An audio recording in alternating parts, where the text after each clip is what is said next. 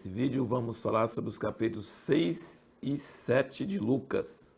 Nós não vamos comentar agora no início sobre esses dois casos de cura no sábado ou reclamação dos fariseus sobre o sábado, mas vamos falar sobre, a partir do versículo 12 do capítulo 6, uma das ênfases de Lucas é sempre ele fala que Jesus está orando. Então a gente nota isso, uma diferença entre Lucas e os outros evangelhos, que ele diz aqui no versículo 12 do 6, naqueles dias retirou-se para um monte a fim de orar e passou a noite toda em oração a Deus. Depois do amanhecer chamou seus discípulos e escolheu 12 dentre eles.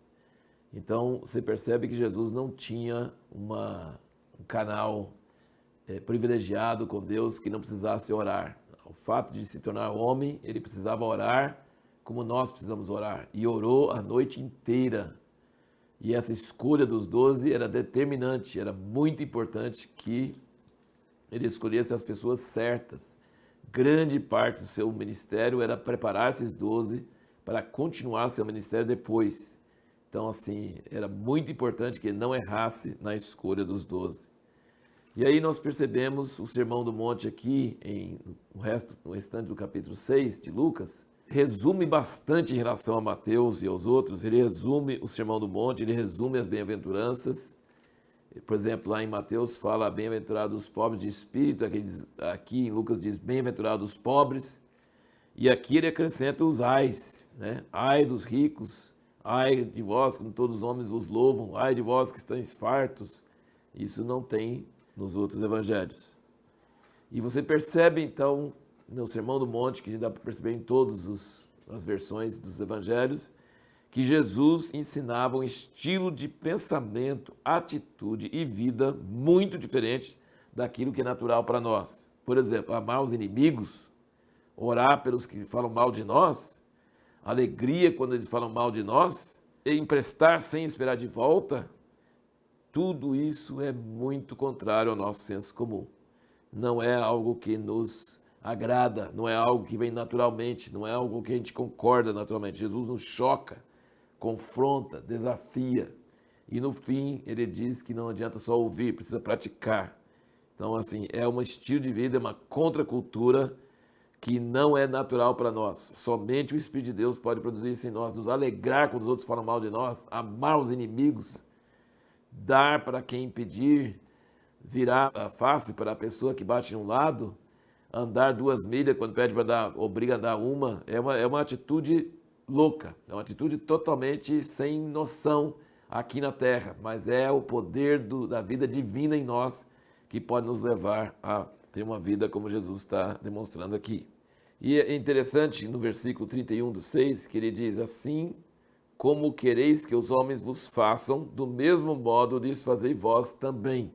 Então nós devemos servir aos outros, amar os outros como a nós mesmos.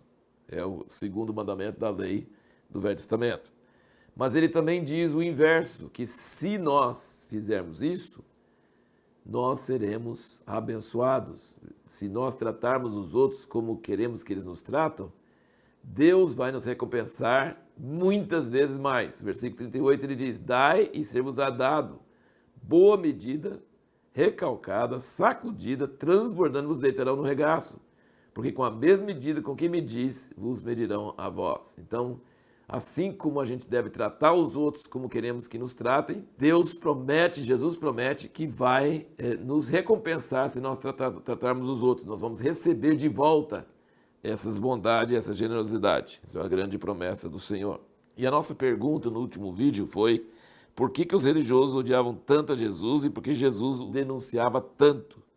Nós não vemos ninguém que Jesus denuncia com tanta raiva, tanta força quanto os religiosos. Por que eles odiavam tanto a ele e por que ele os denunciava tanto? É porque ele tinha uma autoridade que não vinha deles. Ele tinha respeito entre o povo, mas ele não encaixava em nenhuma posição de autoridade. Ele não foi ordenado por ninguém. Ele veio de fora, com a autoridade vinha do céu, e isso eles odiavam alguém que não estava subordinado ao sistema de autoridade deles. O que acontecia? Que ele perdoava pecados. Que ousadia, que absurdo perdoar pecados.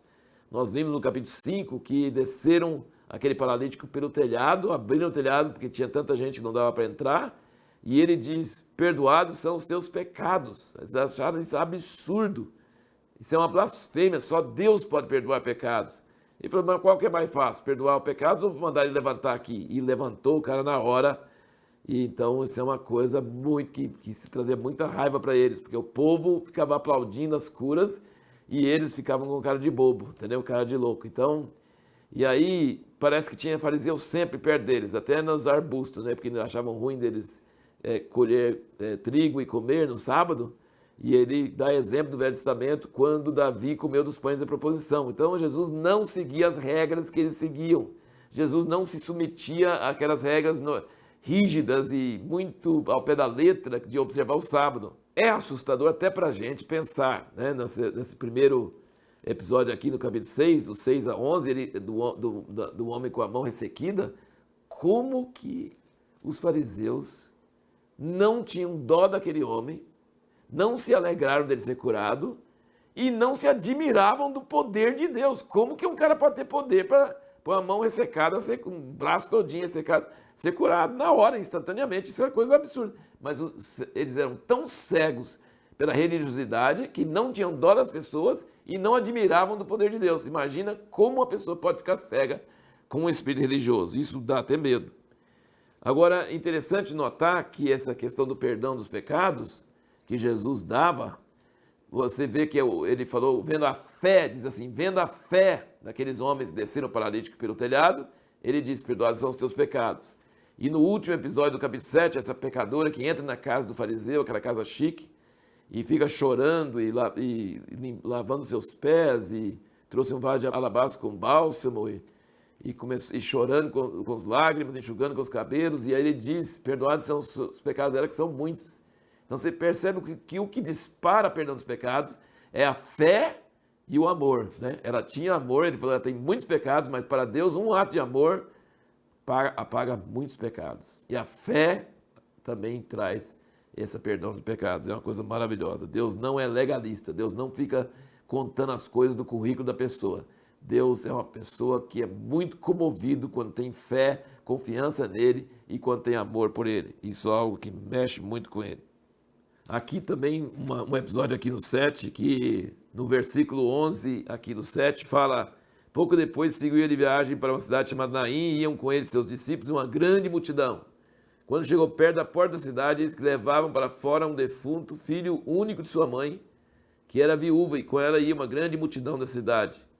Então Jesus estava com uma grande multidão, com seus discípulos, e tinha uma grande multidão vindo no outro sentido com o féretro, né, com o enterro. E aqui o que chama a atenção é o 13. Logo que o Senhor a viu, encheu-se de compaixão por ela e disse-lhe, não chores.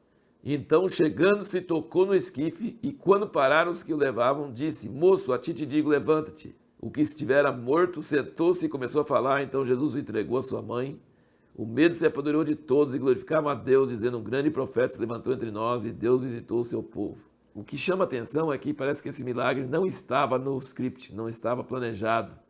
Porque Jesus viu aquela situação, a viúva, o único filho, e se comoveu, encheu de compaixão e agiu na hora. Então isso é muito maravilhoso ver os sentimentos de Jesus, as emoções dele agindo em reação às situações que ele encontra. E a pergunta que nós vamos responder no próximo vídeo é por que Jesus usava parábolas para ensinar? Por que ele usava histórias que tinham sentidos escondidos? Por que ele usava essa técnica para ensinar?